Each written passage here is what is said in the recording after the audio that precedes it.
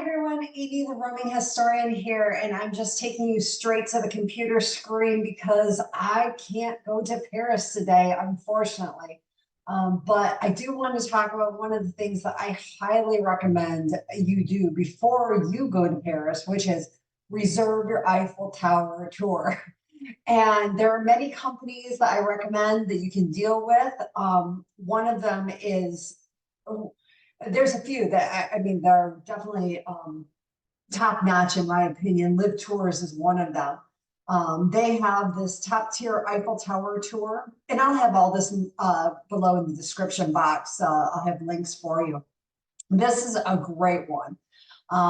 One of the things I love about Live Tours is they do a maximum of 6 people, so you're not going to feel overwhelmed, and that's a wonderful thing. And we're going to kind of, as I go through these different tour groups, we're gonna go up in size. So this is the smallest group you can get without actually paying the high prices for a private experience.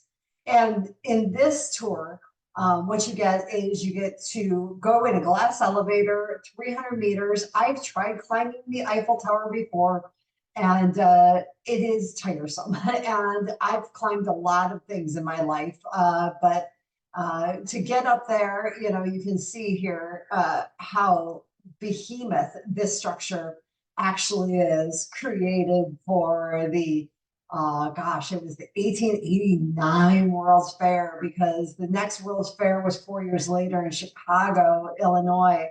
And they were trying to out Eiffel, Gustave Eiffel, who created this tower for the World's Fair.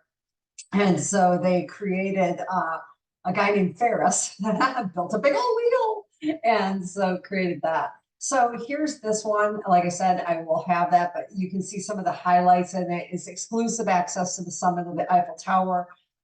You get to go to the absolute top as far as they'll let you go. You get to go up in a glass elevator. You have an English speaking guide, 6 people, and exclusive tickets, free time on the Eiffel Tower. You get to see the office of Gustave Eiffel. And of course, all of these are going to be skip the line access. So then we'll look over here. The tour guide has slightly larger, but still smaller groups. So 15 people is usually what the tour guide goes for. And they have many different ones. And I'll have just a general link to all their Eiffel Tower tickets. But, you know, here's one where it's similar in what they have, which is exclusive summit access.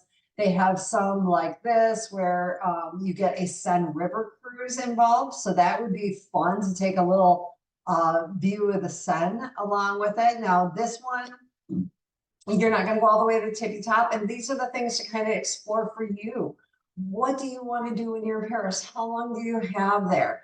You don't want to miss the views from the Eiffel Tower. You don't want to miss the Louvre. There's many things.